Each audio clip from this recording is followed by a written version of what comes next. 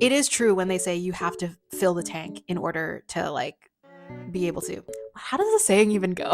You have to fill the tank before you can drive. Is that even a saying? Hello, hello. I hope you are all doing well today. Just kind of wanted to give a writing update because it's been a while. Let's just check in. How is everyone doing? Great. What have I been up to? I've been a little bit, I don't want to say MIA from social media because I've still been around, but I haven't been as present, focusing on a lot of writing and also just trying to stay away from too much social media. I had way too much social media screen time last year, and I just didn't want that this year. But let's check in. My posting schedule has kind of been, it hasn't been as regular as it used to be. I just haven't really been sure what I've wanted to do with my YouTube channel these days. I definitely feel the usual content that I've posted hasn't really been performing the way that it used to. Yeah, I guess it's like it's been really hard to know where I want to go with content creation because it's still something that I enjoy, but I don't know if I enjoy it as much or if I'm just making the wrong kinds of content. I do still hang around TikTok and Instagram and stuff like that. So, but it's been, I don't know. I've been feeling a little bit weird about like YouTube writing updates. Right now, I am waiting for feedback from my agent on Provenance, which is my adult fantasy novel. Kind of been line editing the draft while I've been waiting. I'm very excited about Provenance. I've really been trying not to think too much about it just because thinking about publishing, all that kind of stuff just stresses me the fuck out. Like I really can't think about it too long. So I've been trying not to think about it. But I do know that at some point I'm going to have to let the story go. I feel like I'm not as stressed about things as I was with my debut. Like with Local Heavens, freaking everything stressed me out. But with Provenance, like, I've been around the roller coaster at least once. I'm really glad that Provenance is such a different book than Local Heavens. I do feel like hopefully, I never want to only be writing one thing. I have been working on it for like over a year now, and I really want to get it into a clean place. I want to get it over the finish line. I will have like a video dedicated to just talking about Provenance and what it's about and the entire kind of writing process of it. I won't get into all of that now, but I have mentioned before that it is an adult fantasy. It is a secondary world loosely inspired by the American colonial period of the Philippines, the Spanish American War. There were so many like interesting ideas that I was drawn to when I was researching for Provenance. I still am doing research now as I'm editing. I'm trying to figure out if I'm saying all the things that I want to say, and it's been weird because I was nervous about Local Heavens and how it would be received as a retelling and how audiences who are so attached to Gatsby would feel about my commentary and spin on Gatsby. But I also feel very nervous about Provenance for different reasons. I feel nervous about how I, as a diaspora writer, is tackling colonial themes of intergenerational trauma, cultural alienation, the aftermath of war. I actually have a newsletter, a Substack post drafted about my thoughts around writing a colonial fantasy as a diaspora writer and some of the things and questions that I grappled with in terms of what story I felt equipped to tell. Yeah, there's like a lot of really new and interesting ways that Provenance as a project has challenged me. And I've talked a lot on this channel about how difficult the book was to write, but I have these waves where I really love it and I really recognize how much it pushed me as a writer and how much I've grown from it. And then I also have these like other moments where I'm like, is this the worst thing I've ever written? I had a check-in with my agent. I was kind of spiraling, and she sent back this like lovely email. She called it ambitious, which I sometimes like. I think my biggest fear sometimes when I'm brainstorming a new book is if it's boring, if the concept is boring, if the plot is predictable, all these kinds of things. If the ideas are not interesting, that is like my worst freaking nightmare as a writer. So that's how Provenance is going. Some other writing updates is I am very interested in writing a sequel for Provenance, which is not really something that I have felt. I mean, I get ideas for like s- companion novels a lot. Like whenever I come up with a story, sometimes I come up with ideas that I know I can't fit into the main story, and I start thinking about like, okay, this is how a spin-off would go. This is how what I would want to explore in a companion novel that could be read independently from the first book. I don't know, I'm just like I've never really considered myself a sequel kind of writer. I really like to write very contained stories. With the way that Provenance ends, that's always the way that I wanted it to end as a standalone. But the more that I thought about it, the more I was like, I could really, really do more with the characters if I had another 120,000 words. And so I spent like a week brainstorming. I spoke to my brother about it. My brother is like my critique partner, and we kind of like hammered down these like really interesting ideas of where the story could go. I was doing again more historical research that was really, really interesting to me. And then I was kind of like, you know what? I would really love to write a sequel. But I was too scared to like tell my agent at first, because when I get excited about an idea, I really need to sit on it for a while. Like, hey, is this actually worth writing, or is this just like a mood that I'm in right now? So I spent at least a couple weeks figuring out a plot, like characters who would actually be the protagonist of the sequel, and where I want to go from there, because like the ending of the book is the characters end up in pretty crazy places. So we shall see if and when it gets written. We're still figuring things out, but usually I try to have a pitch ready to go. I probably will have to dive in and try to write some chapters just to see how I feel about the voice. Who knows how that's gonna go?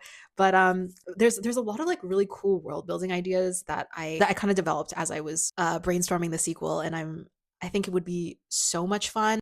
It's funny for me to say this now, because when I was actually drafting Provenance, I was like, oh my god, I can never return to this world. Like, and then I finally got to the end of it, and I was like, I wanna do more with the characters. Weird how you get so attached to them, even though the characters cause you so much grief. It's been like a very weird month for me, because March, I haven't been focused on one project. I've been jumping around a lot of different projects. I have also been working on and off on like a sapphic cyberpunk novel that's I'm not ready to like treat it very seriously yet, because I'm still sort of up in the air about a lot of things. But I have really been enjoying writing that. I've technically been writing it on and off, like just as like a back burner project for like 3 years now. I was even writing it while I was editing Local Heavens. And then I was also outlining a completely different book, which really is, that book really has been a passion project, and I'm not sure that I will bring that idea to my agent until I have a final draft. It's a crazy book idea, and it's a departure from any other ideas that I have thought about, and any other ideas that I've brought to my agent, and just don't know if I want to pivot in that direction. The reason that it feels like a bit of a departure is because it is contemporary fantasy, and I think the voice is like, it's just like not usually the kind of story that I would see myself prioritizing. And there's also like a very specific thing that inspired me, a very specific piece of media and a very specific ship that has inspired that story. And I'm not prepared to talk about it. Yeah, so I have been kind of working on and off on like 4 books at once, basically, over this past month. Really kind of just been taking the time to figure out how I want to plan out my writing schedule for the next year or so. And I am going to be traveling a little bit. That's another reason why I'm trying to like sort of get my shit together before I have to be away. I will be going to the Philippines this year, which is exciting. I haven't been back in like 5-6 years, and I feel like it'll be a very enriching trip. This year I have no books coming out, and it can be very difficult to engage with the publishing community sometimes when it feels like you're in a very stagnated place, and sort of watching a lot of your friends and other authors sort of make these huge strides in their career while you're just kind of sitting around. And I know that this sitting around is like also valuable. Like, genuinely, I don't know what I would be doing right now if I had a book coming out this year. I think I would be way, way, way more stressed. I actually really did want this year off in terms of publishing things. So I do get like phases like that where I just feel like down about my entire writing career. It's all going down the drain, whatever. But there are some days where I feel much better about it. I also just have to remind myself that the reason that I did get so burned out over the last few months, aside from like all the publishing stress with Local Heavens, I felt like I was writing with no fuel in the tank. I was not reading enough. Like that was a huge thing actually, was that I was not reading enough. When I am not reading, like it really has an effect on my writing because I start to feel so uninspired. It is true when they say you have to fill the tank in order to like be able to. How does the saying even go? I don't even know what I'm trying to say anymore. You have to fill the tank before you can drive. Is that even a saying or did I just make that up? I think I'm just like talking out of my ass right now. Speaking of filling the tank, I was talking with my agent and she was like asking me about comp titles for provenance.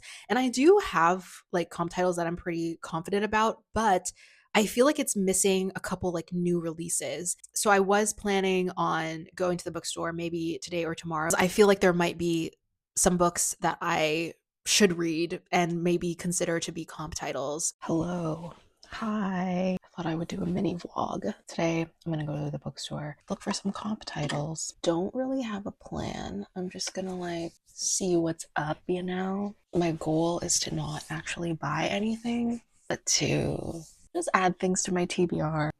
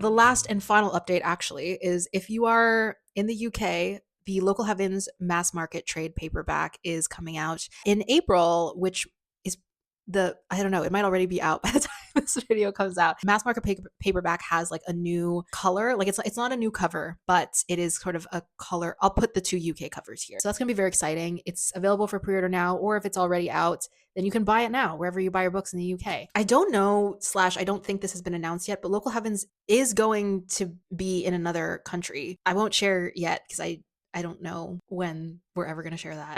I don't think it's public yet.